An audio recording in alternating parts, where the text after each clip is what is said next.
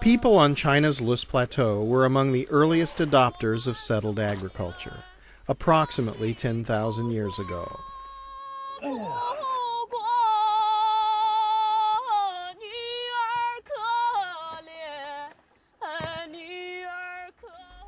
They worked hard and over time created one of the most accomplished civilizations the world has ever seen. But their history also illustrates the impact that human beings have had on the earth. Degradation of the land has led to biodiversity loss, freshwater stress, food insecurity, long-entrenched poverty, and even climate change. Their descendants' efforts to restore the environment are now revealing solutions to many of the fundamental problems that our world faces. Attention must be paid, because in many ways, for China and for the world, ensuring a sustainable future will depend on how well we learn the lessons of the Lus Plateau.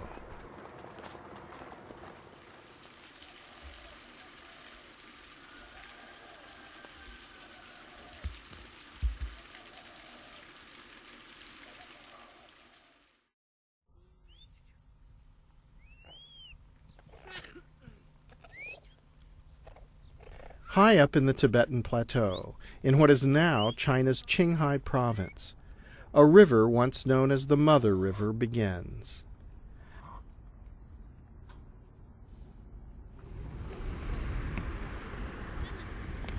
The river runs from west to east, south of the vast Mongolian steppe. It was here, along this river, that several tribes emerged. One tribe was extraordinarily successful. This is the birthplace of the Han race, the ethnic group to which the majority of Chinese people belong. Stretching over 640,000 square kilometers and encompassing parts of 7 different Chinese provinces, the Lus Plateau is approximately the size of France. The plateau gets its name from its most abundant feature.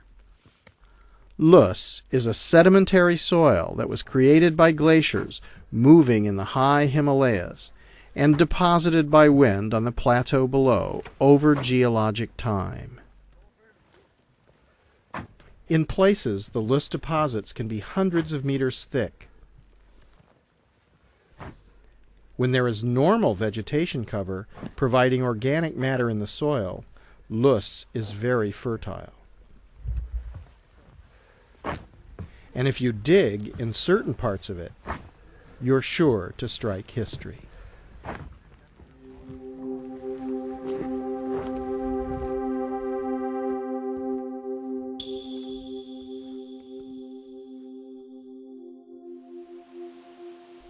The plateau at one time must have been a wonderfully nurturing place. This forest is in Sichuan, just to the southwest of the Lus Plateau. This grassland is part of the Mongolian steppe to the northeast of the Lus Plateau. These ecosystems were once contiguous, and it was a pristine mixed forest and grassland ecosystem that gave rise to the most populous ethnic group on the planet. There is evidence that humans and their ancestors have lived on the Lus Plateau for 1.5 million years. Many believe that the plateau was second only to Mesopotamia in the spontaneous development of agriculture.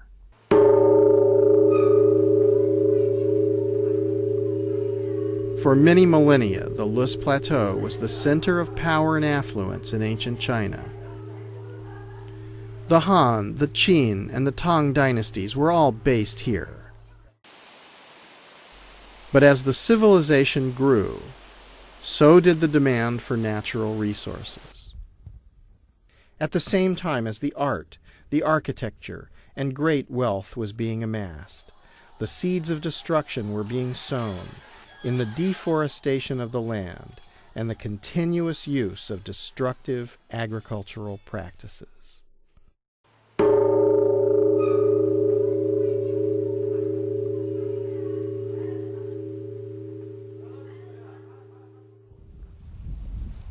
Eventually, the forests were gone. When the people began to cultivate the hillsides, the productivity began to decline. They responded to this by relying more and more on herding sheep and goats in large numbers, with disastrous results.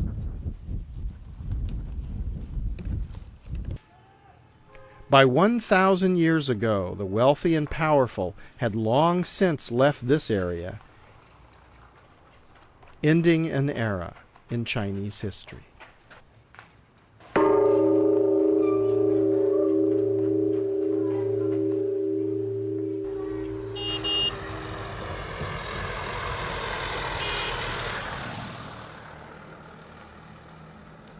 In 1995, when we began our documentation of the Loess Plateau, we found a landscape that was virtually denuded of vegetation.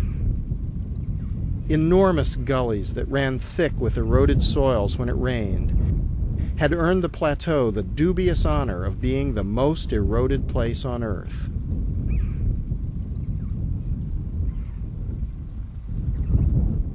Over time, we learned that the fundamental ecological systems on which life depends had collapsed, leaving millions of people in a cycle of poverty and ecologic destruction that passed from generation to generation.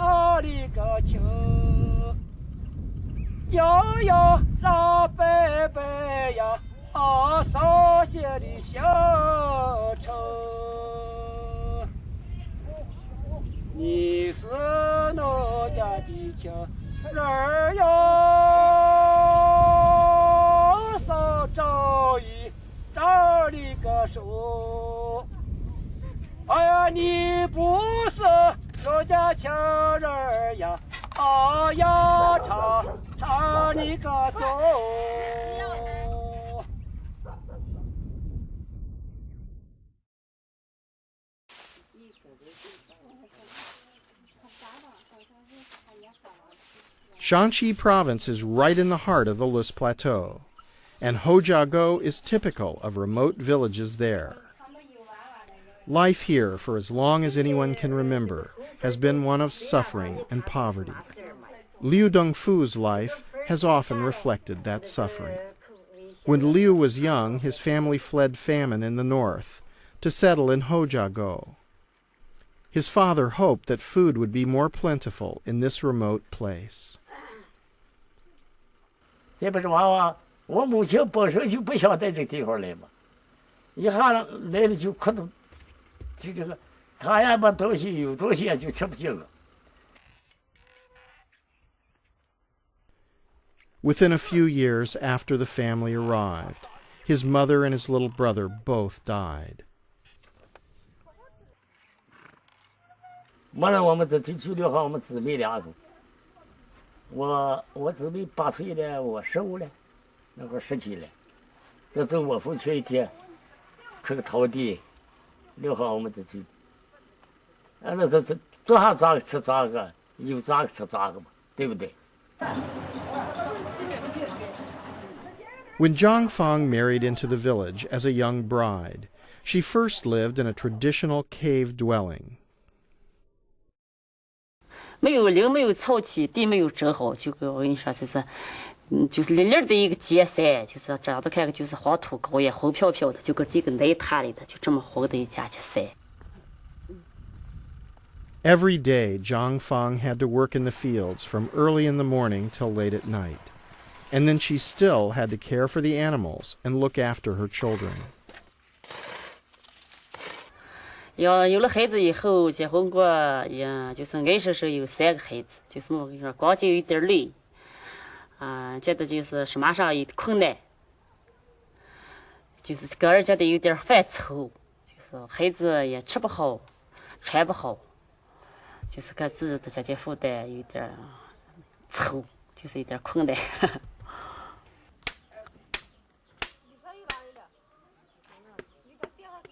The early 1960s in the Lus Plateau was a desperate time. Millions suffered. Li Shoufu's family also came to the area in the hopes of a better life. 14岁那天就是遇的地区啊，这个是在干旱年头受灾了，农民打不下粮食，那地方就是饿肚子。 Year after year, floods and droughts destroyed the crops, and with them, the Li family's hopes. 要是玉米啊、小米啊，吃多一些，这样要节约的吃。还有就是再加上这副食，就是苦菜呀，等等，就是这白菜呀，哎，吃的很不好。 油呀、肉呀，根本吃的很少，就一年才过年才吃的多些。Exactly what causes a place that was once bountiful to become so degraded? What has happened here is that originally you had a complete vegetation cover with a fully intact hydrocycle.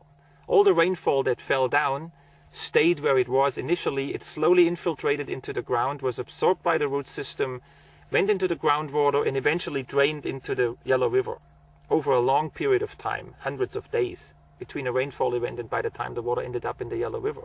As the vegetation cover was removed gradually, the runoff increased dramatically every century, every decade, to the point where now when it rains, 95% of the water immediately is lost to the environment where it's coming down. Immediately it runs off in a gully, takes a lot of the topsoil with it, and ends up in the Yellow River.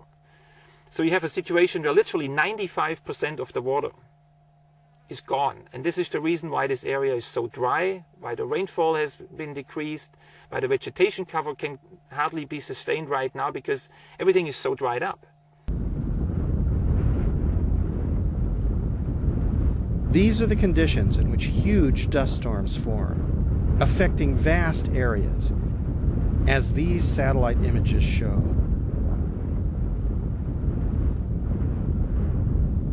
The consequences of this are felt by everyone. The storms cause disruptions for cities like Beijing and contribute to climate change by allowing sunlight to penetrate but trapping the heat.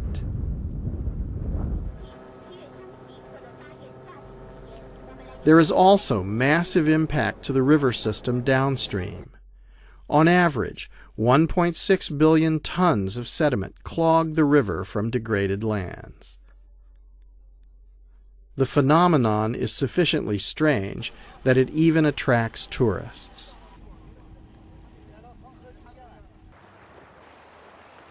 But for the millions of people living in the Yellow River Basin, the sedimentation is more a source of fear than curiosity. What started as a tiny trickle when settled agriculture began, over time increased until it became a raging torrent.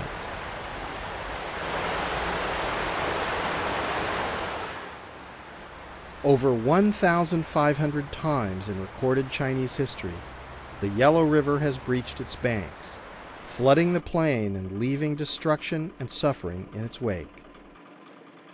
When the river flooded in the rainy season, without normal infiltration, it often meant that there was drought in the rest of the year. And with drought came famine.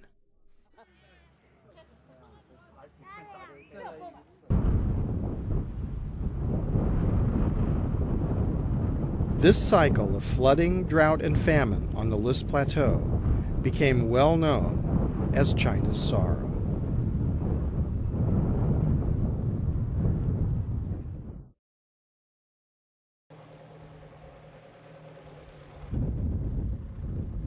In order to address these problems, a team of Chinese and foreign experts was assembled in the mid-1990s to design and implement the Loess Plateau Watershed Rehabilitation Project.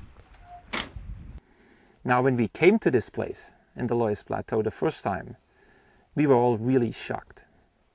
We thought, oh my God, well, how can ever anybody try to rehabilitate an area that is so huge and so fundamentally destroyed ecologically? And the truth is, we spent 2 years working with the local people, with the farmers, with the local officials, with the experts in the various fields of hydrology, soil and water conservation, forestry, agriculture, environment, try to understand what it would take to do something like this. And after 2 years, we still didn't have many answers. The World Bank didn't have the answer, and the local people didn't have the answer. And we spent another year and a half talking to the farmers in the villages, trying to understand what they had done in the past 20 or 30 years that was successful. And it was really interesting. Not much was there to show, because the current practices at that time were just not sustainable at all. Perhaps the most destructive practice was the unrestricted herding of goats and sheep. For decades and centuries, this area has been heavily grazed by sheep and goats. There was no management structure. People just went out, increased their animal numbers, and grazed whatever grass they could find, and whenever they wanted to do it. And it got to a point, in the beginning this was not a big issue, because there is a lot of area around. But by the time the population density was high and the animal numbers were so large, all of a sudden you had this turning point where the vegetation began to disappear. Even if you graze hard in the beginning, it doesn't mean the vegetation disappears. But if you overdo it, all of a sudden you begin to really lose it. You lose the vegetation because the goats get to the point where they pull the grass out with its roots. And in many of the project areas, the vegetation cover was down to 10%. Whereas previously this was a forest, natural grassland, and a completely intact ecosystem.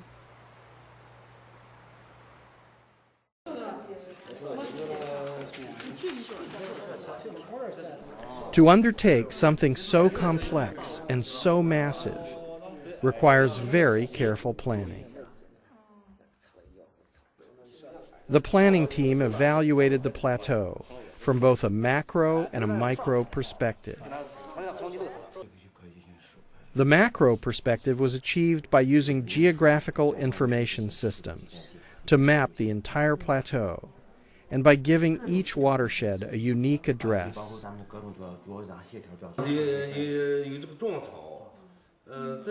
The micro perspective was acquired by participatory assessment that was then compiled into databases to learn exactly what the local people understood and what had worked in communities that had more success in protecting their environment.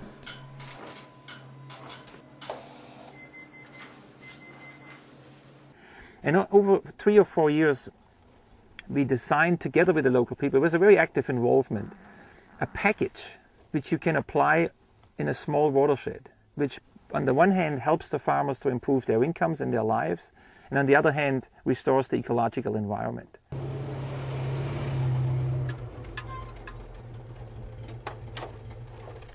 Gradually, principles began to emerge. In the hilly land, the experts determined that any slope over 25 degrees was unsuitable for agriculture because whatever could be produced on this land would be worth less than the ecosystem function that had been lost. This led the authorities to designate areas where farming was forbidden, where the land was allowed to return to a more natural state. Combining this principle with geographical information systems allowed for the mapping of individual fields and areas that could and should be returned to natural ecosystem function. However, we found some places, we found some villages where certain things had been done successfully, and we looked carefully and we tried to understand what it would take to scale this up. By analyzing the few more successful villages, the team determined that several traditional practices would have to end.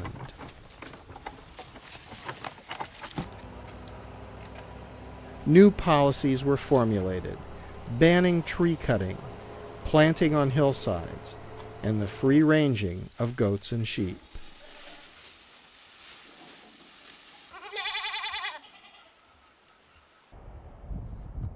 One thing that the project learned was that you can't just work where the conditions are good, but that you must go to the worst place. In the northern part of the plateau, where rainfall is very low, shifting sands were a major problem that could overwhelm agricultural or natural lands. In these cases, dune stabilization was required to stop the desert from growing. 咱们这个过程是咱们的10号贷款项目的二期过程。明年上。哎，对，明年就要开始治理。它这个植被比较差啊，你看水土流失比较严重，确实你看咱们这是沟壑纵横啊，对不对？随后呢，咱们这个按照咱们的这个规划。 Ensuring that the local people understood what was being proposed became an important early part of the project. This was not always easy. 还叫种树木，哎，我树啊。跑道的地现在都栽有树嘛，北片都跑道的地都现在栽有树啊。我看这些，就像我说，我在我死呀嘛。 看你们吃，哎，吃着西边饭嘛。同志们，野狗流域会战已进入3天决战的重要阶段。会战组的干部工作要全力以赴，保证量级拿下会战工程。首要的一项是要抓工程的质量。The leaders explained the policies, and the people discussed how this would affect them. 首先取决于我们。 野狗工程会战的质量，其次下来，我们就是要抓这个。可一定要达到他们项目上的标准。农民的干劲都挺卖力的。完了以后，我们准备在农田。 There were several sensitive issues, and first among them was land use rights. And the first key policy I would talk about is the land use rights for the farmers. If the farmers build a terrace and they don't own that terrace, they will not take care of it, they will not invest in the terrace, and it will wash out the first time there is a major thunderstorm, and it's a failure. So what we have done and what we focused on together over the past 10 years is getting these policies right and implementing them on the ground, not on paper, but in the village, village by village. Every household in this project has received a long-term land use contract for every single piece that was invested in this project. Every terrace that you see, every tree planting area is contracted to a household, and they are responsible for it. That is the first part of sustainability. And it's an absolute key part. Dividing the land affects the people's lives for years to come. It is crucial that it's done transparently. In the Lus Plateau, the local people themselves determined the division, and entire communities participated to ensure that the land was fairly divided. Receiving land use contracts and being paid for their labor were powerful incentives. Once it was understood that they were the direct beneficiaries of the improved land and the new sustainable agricultural methods, the people's participation became the central part of the project. Every field created was contracted to individual farming families, giving them both rights and responsibilities. By bringing effective administration to remote areas, the project helped to introduce modern management systems to communities that had relied on unsustainable traditions for generations. This addition was one more step that helped the people toward a sustainable future.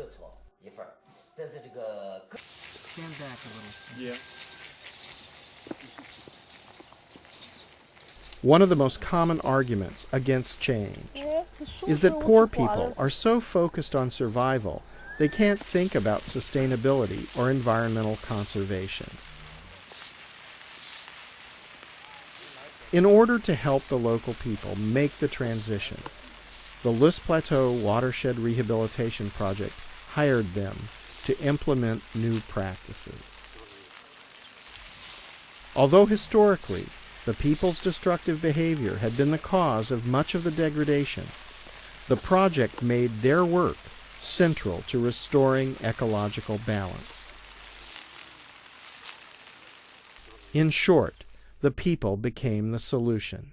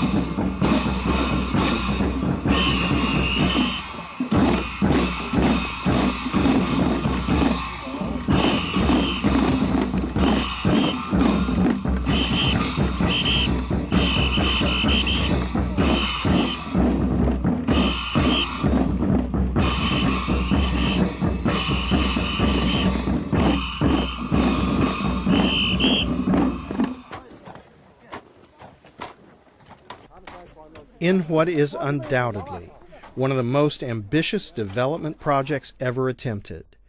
In a decade, the Lys Plateau Watershed Rehabilitation Project directed approximately $500 million over an area the size of Belgium.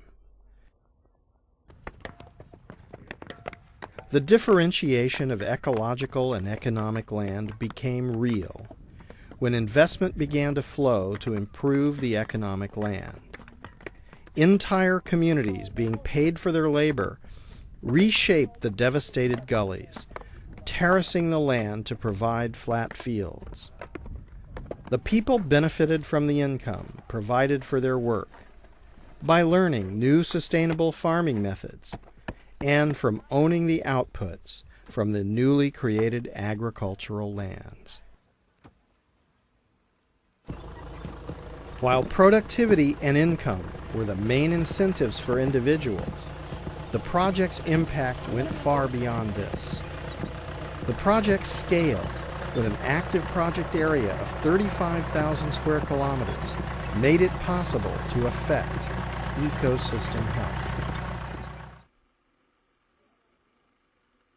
Over a period of a decade, the people of Hojago and hundreds of other communities began to see their lives transforming.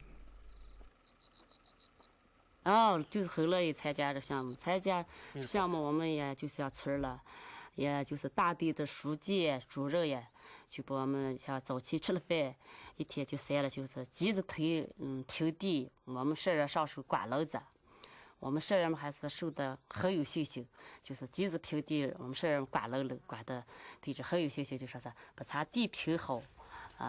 以后咱们不用爬那个裂坡地，这个咱们就是享受一点，幸福一点，给人带来更大的困难，更大的好处。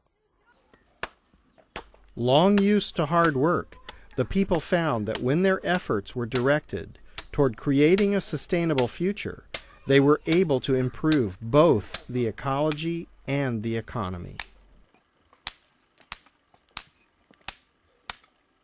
We've always looked at this as a dual objective, which has to be achieved simultaneously. You cannot achieve one without the other. And so the project had to be balanced, and that's what we have, I think, achieved. And this is the reason why this has become so successful.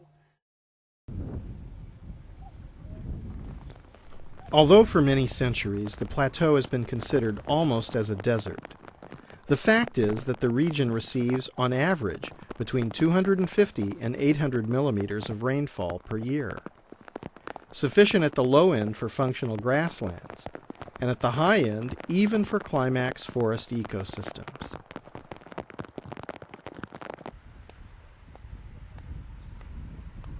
An early part of the project was to build small dams that could capture and hold the rainwater during the rainy season. Without this measure, the water would have continued to run off in floods, taking yet more topsoil with it. As vegetation cover is restored, the entire area becomes actively part of a functional hydrological cycle, with water being absorbed and stored in plants and in organic matter in the soil. Evaporation and respiration rates are then altered, increasing the humidity in the soil and in the air. Nature is a system with many interconnected parts. Even the lowliest grasses serve to provide ecological function. In restoring the plateau, both the grasses and trees play an important role.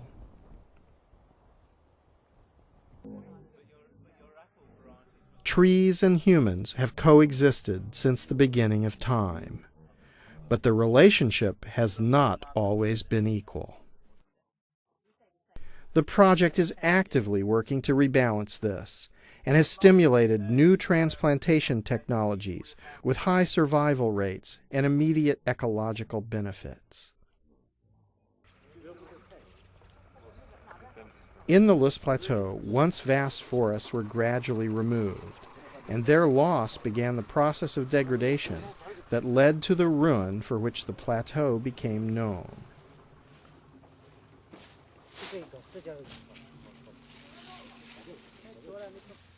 A major part of the rehabilitation is to restore the forest cover.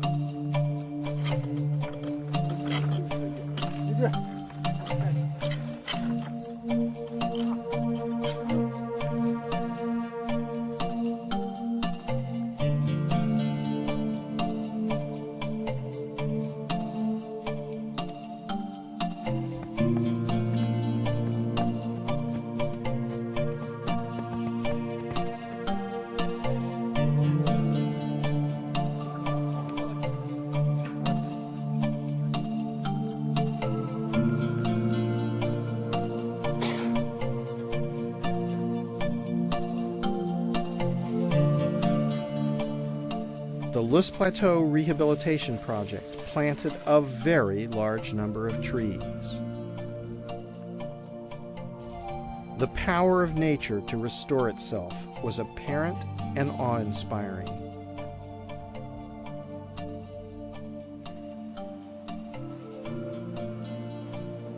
This is Hojago village when we first visited.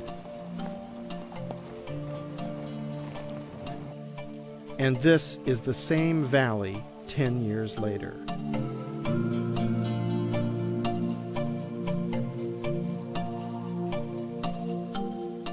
The people of the Loess Plateau are proving that it is possible to rehabilitate large-scale damaged ecosystems, including returning ecosystem function that had been lost over broad areas and long periods of time.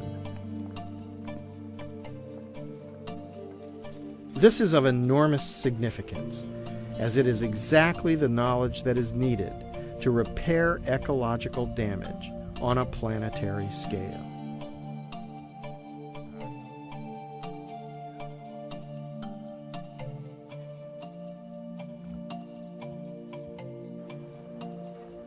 This is not limited to a single village, but is happening over a very large area.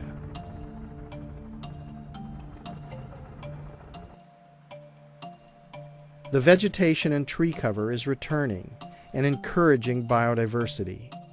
There are now many more plant and animal species on the plateau.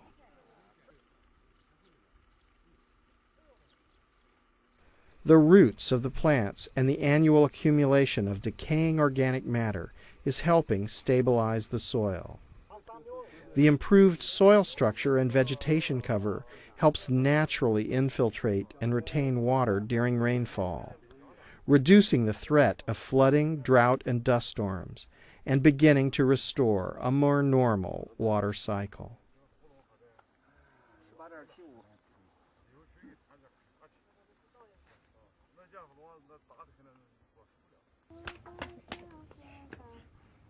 Gradually, fertility that had been leached from the soil is returning. This in turn affects the ability of the land to produce crops.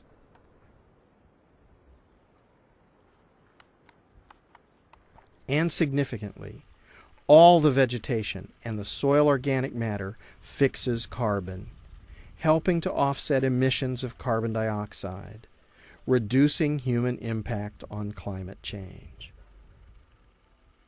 The principles being demonstrated are being carefully studied and are informing policy and actions throughout China and beyond.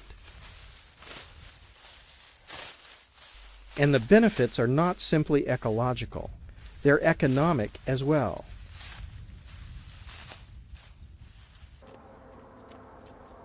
New categories of products have emerged, including fruit trees, already a significant supplier to the large and growing domestic market.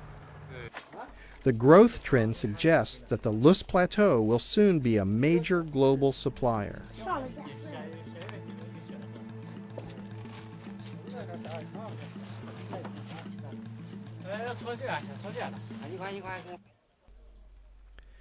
Greenhouses are extending the growing season, reducing water stress, and allowing increased vegetable production and income.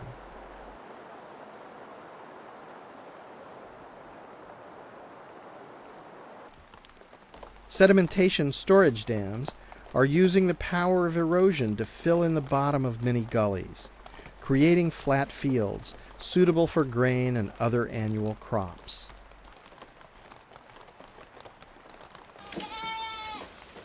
Sheep and goats have been a principal protein source and income generator on the plateau for generations. When free-ranging goats and sheep was banned, it was crucial to find an alternative. Pen feeding provided this and allowed increases in animal protein without the destructive consequences to vegetation cover and soil stability.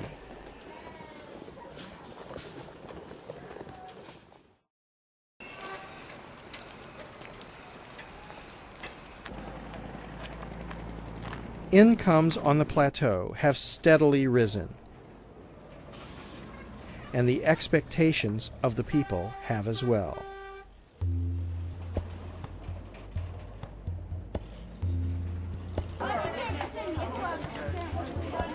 Reversing many generations of decline, now on the Lus Plateau, the people don't think that their lives are just going to grow worse. They believe and are preparing for a better life. 咱们一生中能住这么个砖房就算可以的了，结果没有想到在这10年的又一个变化，就像这种前10年盖起的房已经又不行了，赶不上现在的时代了。我们从这几年经济发展比较快。 一个呢就是产业结构调整，比如说我们把黄坡、黄山治理成这个经济田，这也就增加了这个群众的收入。这是亲子水的，这右边的是个亲子杆的，前面人用性在前面，这沟下边全是。自从打空这还。 今年比这强了，还不借钱了，零钱不对。会把钱我给人家还了贷款了。3个儿子2个还没媳妇，只给农空的没几次想给娃把媳妇娶还把房给去。如果今天是假如买个1块5到2块钱，这今天我值7、8、9亩地还都是4、5万块钱的。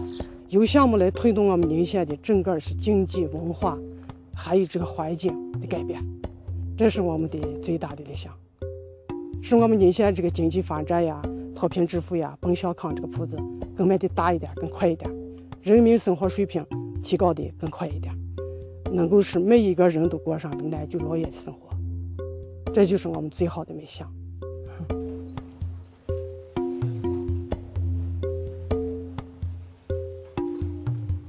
Perhaps the greatest change is for the children of the List Plateau, because the cycle of poverty and ecologic destruction has been broken.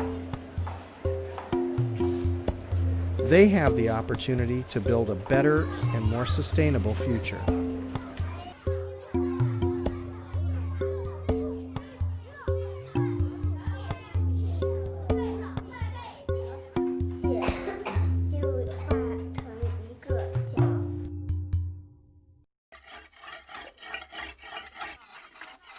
Back in Hojiago, Liu Dongfu has seen life come full circle.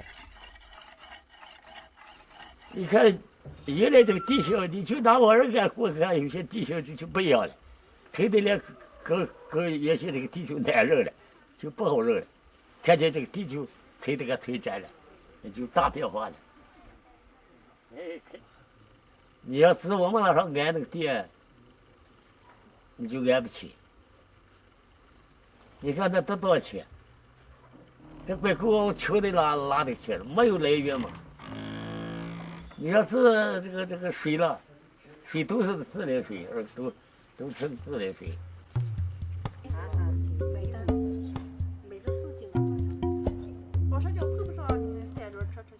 The improvements have meant that Liu Dongfu has been able to provide a more stable life for his family. 生活就是好了，娃们好着了，我也好着了，就好了。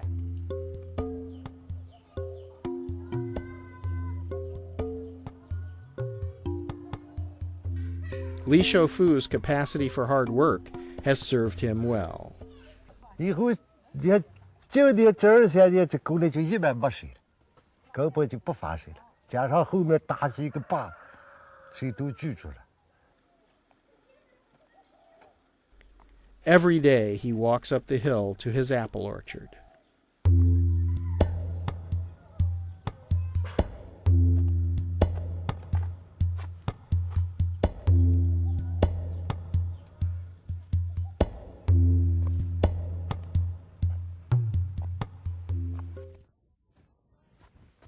以后我就是出个干活，以后就不行了，就包的几块果园。包了5年，这是生产队里的18塔的办法，就这么粗，5年，5年我们一人收了你这的钱，比现在钱值钱，5年一人达得够1万块钱。就像跟我年龄相等的有3个人，我的不是那么相当多的，我的果子就是。买上不要他说，就是他们买上都觉得往回来了，先买我的了，我的好嘛。别给他洗筷子。也没来了，走，吃饭。And there's a lot more food. 哎呀，里面今天能吃。Before the project, Zhang Feng lived below the poverty line. Her income was only 500 to 600 yuan per year. 现在收入情况就是，二个这个地也推平了，就是山地改成平地了，也还有我们这推地还可以有改变成的水地，有很多不少的水地，放水的地，就是种的菜呀，都是卖的是经济，再的粮就是种的豆子、玉米这会儿打的也采的，有吃不完的玉米嘛也卖的，就是这是养猪，就是喂的猪，玉米卖的一年还能收入个大概5、7、6千收入。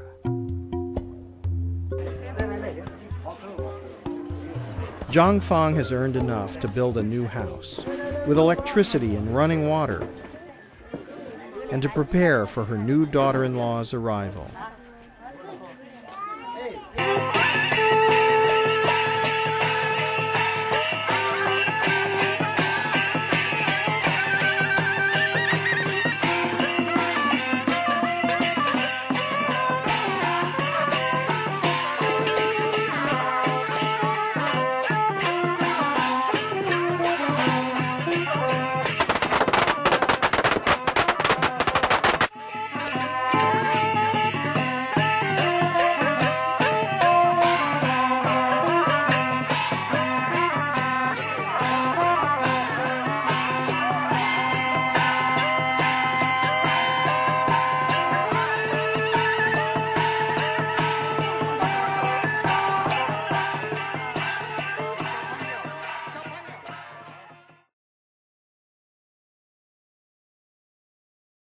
The implications of the rehabilitation of the Loess Plateau go far beyond China's borders. In many countries, there are large degraded ecosystems and millions of poor people. As we learned on the Loess Plateau, the reasons for both the poverty and the degradation are often simply destructive human behavior.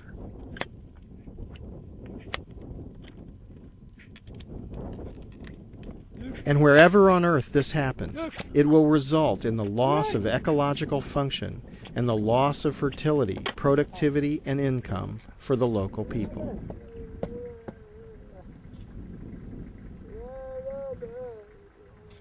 It will also have downstream regional impacts like flooding, mudslides, droughts, and dust storms. And it will even have global impacts like climate change.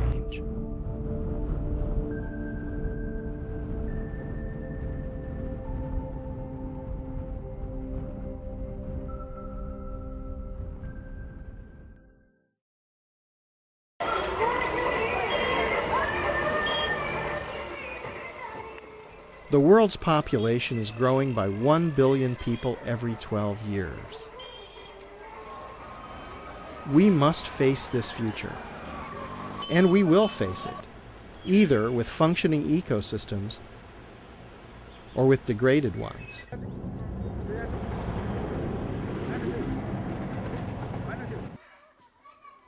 It's our choice, in part, because through the courage and hard work of the people of the Loess Plateau, we know that it's possible to rehabilitate large-scale damaged ecosystems.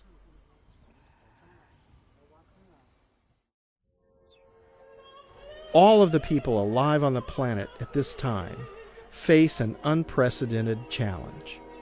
Climate change is showing how much all of us are interdependent on each other, and how much our common future depends on our ability to work together and treat everyone with equality.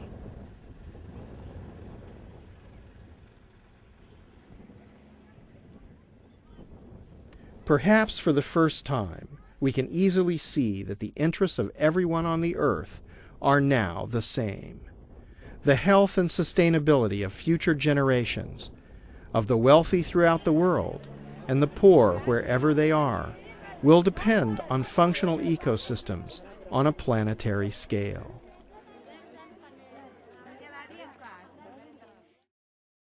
This seems to be the knowledge that determines whether civilizations survive because they ensure the sustainability of their ecosystems, or they disappear because they allow their ecosystems to collapse.